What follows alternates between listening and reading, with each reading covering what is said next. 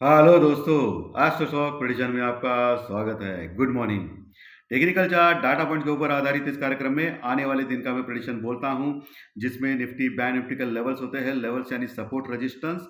आने वाला दिन मार्केट के न्यूज़ फ्लो के ऊपर, टेक्निकल डाटा के ऊपर, स्क्रीन रीडिंग के ऊपर क्या हो सकता है, क्या रिएक्शन मिल सकता है ट्रेडिंग में, इसके बारे में हम लोग डिस्कस करते हैं।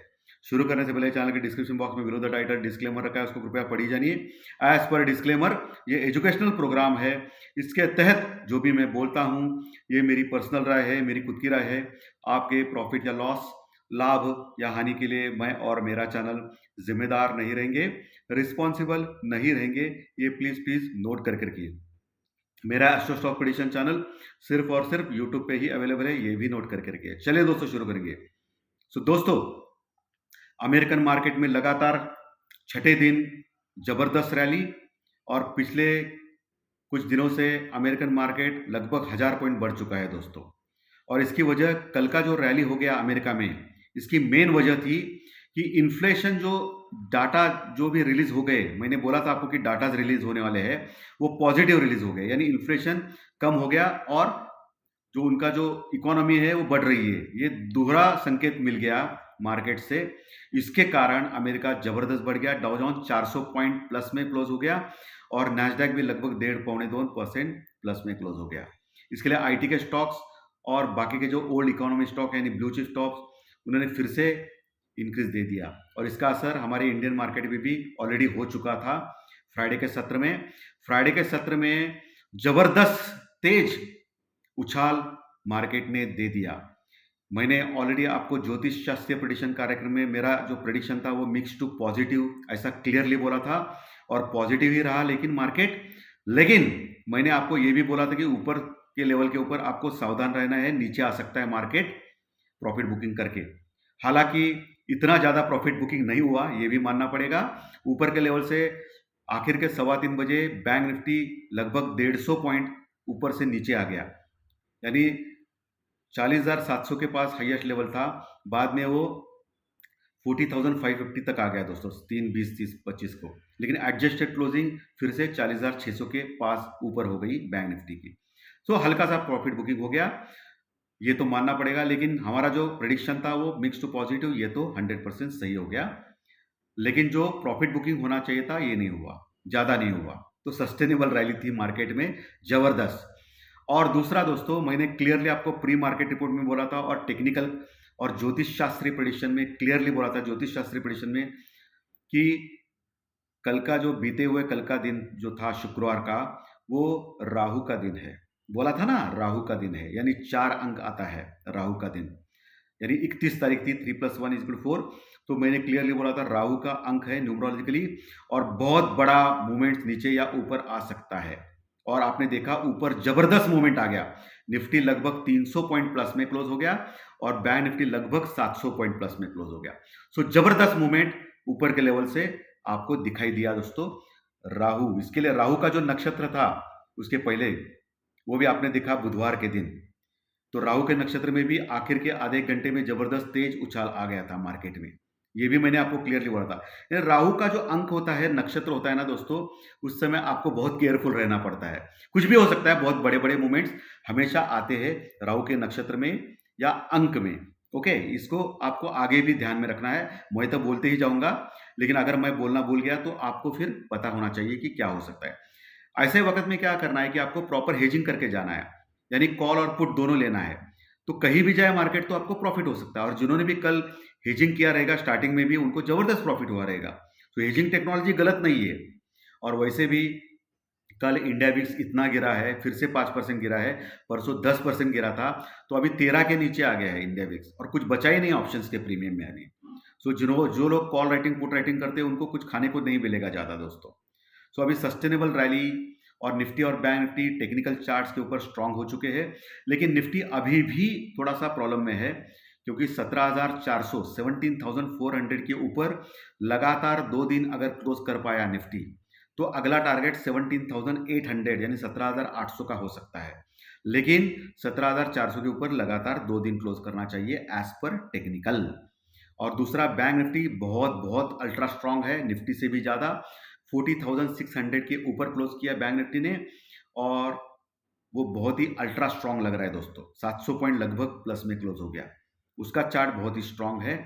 लेकिन अभी प्रॉब्लम ऐसा है कि निफ्टी और बैंक निफ्टी, जो निफ्टी जो क्लोज हो गया वो आपको मालूम ही है, 17,350 के ऊपर क्लोज हो गया, 17,350 के ऊपर, 17,400 के ऊपर क्लोज करना चाहिए था, लेकिन हुआ नहीं है। तो अभी निफ्टी और बैंक निफ्टी में एक समस्या है कि उनका जो पुट कॉल रेशो है वो ज़्यादा हो गया है दोस्तों, बहुत ज़्यादा हो गया है, 1.30 के पास है। निफ्टी का भी पुट कॉल रेशो 1.27 यानी 1.30 पकड़ सकते हैं, और बैंक निफ्टी का भी पुट कॉल रेशो 1.30 के पास ही है। तो ये ओवरबॉट के संकेत दे रहा है। सो कभी भी प्रॉफिट बुकिंग आ सकती है, लेकिन इसका मतलब ये नहीं कि प्रॉफिट बुकिंग आके फिर नीचे जाके फिर गड़बड़ हो जाएगा, ऐसा नहीं है। ये लोग क्या करेंगे, इसके पहले भी आप देख चुके हैं, मार्केट को बढ़ाएंगे।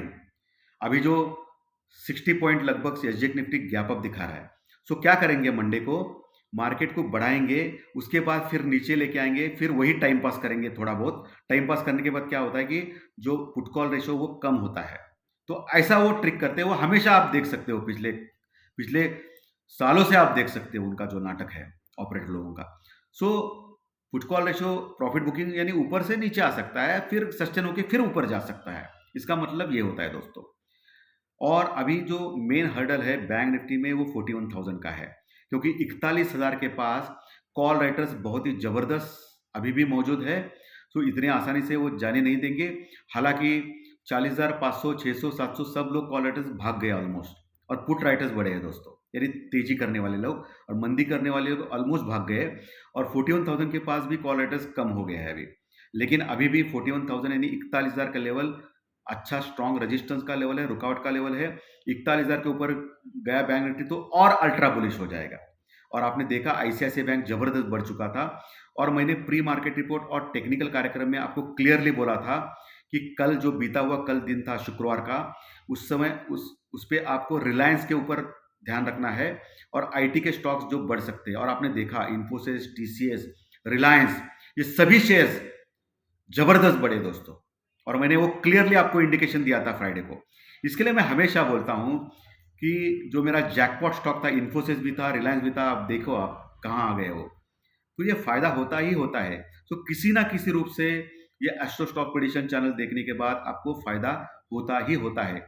चाहे प्री मार्केट रिपोर्ट हो सुबह 7:30 बजे, टेक्निकल डाटा हो जिनके लेवल सपोर्ट रेजिस्टेंस आप कितने एक्यूरेट है वो देख सकते हैं, पिछले 2.5 साल से देख सकते हो।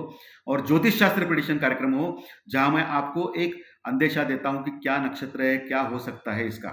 ओके, सो पिछले 2.5 साल से ये चैनल चल रहा है, 64,000 सब्सक्राइबर हो चुके हैं। ये ऐसे ही नहीं हुए दोस्तों, क्योंकि इस चैनल के प्रति लोगों का लगाव है। ओके, सो दोस्तों अभी इंडिया विक्स तो कम हो गया यानी अल्ट्रा बुलिश है, लेकिन जो लेवल्स मैंने दिए हैं 41,000 ऊपर बैंक निफ्टी में, और 17,450, 17,450 ये निफ्टी में। हालांकि 17,400 के ऊपर भी कॉल रेट्स कम हो चुके हैं, और अभी अल्ट्रा बुलिश सपोर्ट है निफ्टी में नीचे 17,300, 200, 100, 17,000 ये लेवल पे। लेकिन मैं हमेशा क्या बोलता हूँ, आपको याद है क्या बोलता हूँ? हमेशा ये बोलता हूँ कि न्यूज़ के सामने कोई टेक्निकल डाटा की कोई औकात नहीं होती है। अगर न्यूज़ खतरनाक आ गया, खराब आ गया या अच्छा आ गया तो मार्केट जबरदस्त रिएक्ट करता है, तभी वो टेक्निकल डाटा कुछ देखता नहीं है, सभी धरायशी हो जाते हैं टेक्निकल। सो अभी जो ताज़ी न्यूज़ आ गई है सुबह की कि चाइना ने फिर से ताइवान के प्रदेश में घुसखोरी की है। उनके जो एरोप्लेन है वो ताइवान के बॉर्डर में आ चुके हैं, और ये कई बार देखा है, इसके पहले भी बहुत बार चाइना ताइवान के क्षेत्र में जा चुका है, ये पहली बार नहीं हुआ है। लेकिन मुझे बोलना था, इसके लिए मैंने बोला है कि अभी भी ताज़ी न्यूज़ आ गई है, देखना पड़ेगा क्या होता है। लेकिन अभी जो चार्ट के ऊपर निफ्टी और बैंक निफ्टी अल्ट्रा बुलिश है, उसके ऊपर भी कोई संदेह नहीं है।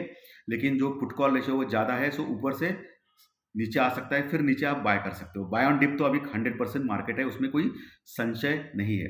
क्रूड ऑयल भी बढ़ा है दोस्तों। क्रूड ऑयल बढ़ने का संकेत क्या देता है कि इकोनॉमी स्ट्रांग हो रही है।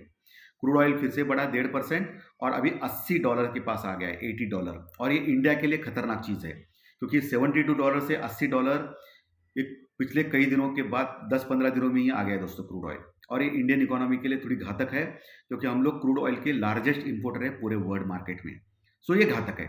इंडियन रुपीज़ और डॉलर, इंडियन रुपीज़ 17 पैसे फिर से स्ट्रांग हो गया डॉलर के मुकाबले, ये अच्छी बात है हमारी इकोनॉमी के लिए। और 82 के पास है अभी इंडियन रुपीज़ डॉलर के मुकाबले। सो अच्छी बात है, कोई समस्या नहीं है उसमें, ठीक है। एफआई ने छोटी क्वांटिटी में कल बाइंग की है, लगभग 350 करोड़ का माल एफआई ने खरीदा है, और ये खरीदा है, ये सबसे इंपॉर्टेंट चीज है।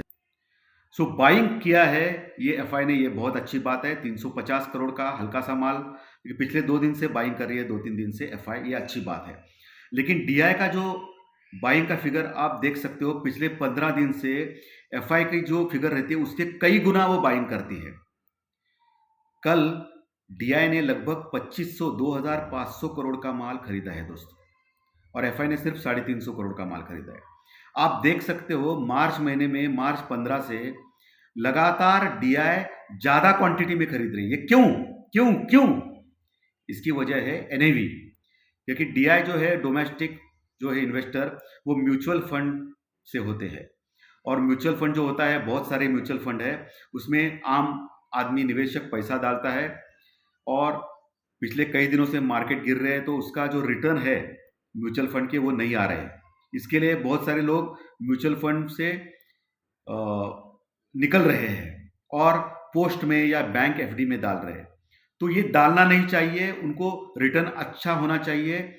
इसके लिए ये आर्टिफिशियली डीआई जो है डोमेस्टिक इन्वेस्टर पिछले 15 दिन से बाइंग कर रही है, और उसका जो एनएवी रहता है, म्यूचुअल फंड का जो एनएवी रहता है ना, उसके ऊपर वो प्रॉफिट में है या लॉस में, ये पता चलता है। वो एनएवी बढ़ाने के चक्कर में 31 मार्च तक जबरदस्त डीआई ने खरीदा है। ये इसकी सीधी सीधी वजह है ये, ओके। सो डीआई की जो खरीदारी है, इससे आप अचंभित ना हो, क्योंकि ये एनएवी, म्यूचुअल फंड की एनएवी बढ़ाने के चक्कर में उन्होंने बाइंग की है। अभी मजा आएगा अप्रैल में, अगर रियली डीआई बुलिश होगा इंडिया के ऊपर, या घबराया नहीं हुआ तो अभी अप्रैल में वो खरीदेगा ज्यादा। सो सोमवार से पता चलेगा हमको कि रियली क्या है, डीआई रियली बुलिश है हमारे इंडियन मार्केट के ऊपर, क्या एनएवी के चक्कर में उन्होंने इतना बढ़ाया है मार्केट को। ये रियली हमको सोमवार से पता चलेगा, मंडे से। अप्रैल का पहला दिन है अप्रैल का। सो मंडे से पता चलेगा कि रियली एफआई और डीआई की पोजीशंस क्या कहती है, बाइंग और सेलिंग की, ओके। और वैसे देखा जाएगा तो अप्रैल मंथ एक्चुअली बुलिश होता है, क्योंकि 10-15 तारीख से आईटी के स्टॉक्स में रिजल्ट्स डिक्लेयर करना चालू होता है। और वैसे देखा जाएगा तो जो एसेंचर का जो रिजल्ट आ गया अमेरिका में, वो अच्छा था, लेकिन उन्होंने गाइडेंस कम किया था। और आईटी के स्टॉक्स अभी लगातार बढ़ रहे हैं पिछले कई दिनों से, और फिर मंडे से भी बढ़ेंगे, और 10 तारीख तो वो स्ट्रांग ही रहेंगे शायद। तो क्योंकि ऑलरेडी आईटी के स्टॉक नीचे गए थे, तो वो बढ़ के थोड़ा सा ये करेंगे, बाद में फिर प्रॉफिट बुकिंग आ सकती है आफ्टर रिजल्ट, ओके। तो इसका ख्याल रखना है। और अप्रैल महीने में, और 31 मार्च को एक चमत्कार हो गया, और एक लगातार चौथा जो महीना है, यानी दिसंबर, जनवरी, फरवरी, ये तीनों महीने हम लोगों ने निगेटिव क्लोजिंग दी थी मार्केट में। पिछले महीने से निगेटिव क्लोजिंग अगला महीना। अप्रैल महीने में भी ऐसे ही आसार थे 30 मार्च तक। लेकिन कल के दिन क्या हो गया चमत्कार, कि जो फरवरी का जो क्लोजिंग था 17,300 के आसपास का, वो हम लोगों ने मार्च में 17,350 के ऊपर क्लोज किया, यानी प्लस में क्लोज किया। सो चौथा महीना हम लोगों ने पॉजिटिव क्लोज किया दोस्तों, ये अच्छी बात है। ये हमेशा होता है कि 3 महीने के बाद पॉजिटिव क्लोज करता है, ये भी इंडिकेशन आपको मालूम होना चाहिए, इसके लिए मैंने बोला है। लेकिन ये भी नहीं भूलना चाहिए कि पिछले 2 साल से एफआई ने 6 लाख करोड़ का माल बेचा है, तो इंडिया के ऊपर वो बुलिश नहीं है, ये भी आपको सोचना चाहिए, इसके ऊपर भी आपकी नज़र होनी चाहिए दोस्तों। सो अप्रैल में अभी सोमवार को क्या होगा ये देखना पड़ेगा क्या होता है, लेकिन आपको अलर्ट ही रहना है, प्रॉपर हेजिंग करके चलना है, प्रॉपर स्टॉप लॉस करके ही चलना है दोस्तों। टेक्निकल पैरामीटर्स के ऊपर रिलायंस बहुत ही स्ट्रांग है, क्योंकि उसका जो न्यूज़ आ गया था कुछ आईपीओ का, सो हो सकता है रिलायंस ऐसा ही बढ़ेगा। और वैसे भी क्रूड ऑयल बढ़ रहा है, और मैंने ऑलरेडी आपको बोला था गुरुवार शुक्रवार ये दोनों दिन की रिलायंस बढ़ेगा। सो क्रूड ऑयल बढ़ने से ओएनजीसी और रिलायंस शेयर में तेजी आती है, ये तो आप देख सकते हो, ठीक है।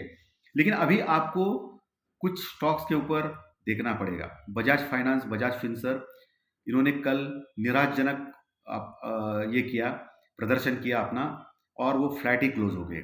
और पिछले 2 दिन से ऐसा ही हो रहा है, 2-4 दिन से या पिछले कई दिनों से। तो इन स्टॉक के ऊपर आपकी नज़र होनी चाहिए। लेकिन ये स्टॉक बहुत डेंजर है, नीचे गिरने लगते हैं तो बहुत बड़े गिरते हैं, लेकिन बढ़ने लगते हैं वो भी बहुत बढ़ते हैं। तो बजाज फिनसर्व और बजाज फाइनेंस के ऊपर आपकी नज़र होनी चाहिए आने वाले दिनों में। सो धन्यवाद दोस्तों, आज का कार्यक्रम अच्छा लगा तो लाइक का बटन दबा के प्रोत्साहित कीजिए, कमेंट बॉक्स में, मैसेज बॉक्स में कमेंट लिखिए ज़रूर, और इसके कंटेंट आपके दोस्तों में शेयर कीजिए ताकि उनको भी प्रॉफिट हो। और जो नए दर्शक पहली बार ये चैनल देख रहे हैं वो सब्सक्राइब का बटन ज़रूर दबाएं ताकि आपको हर वीडियो इस चैनल के ऊपर उपलब्ध किया जाएगा।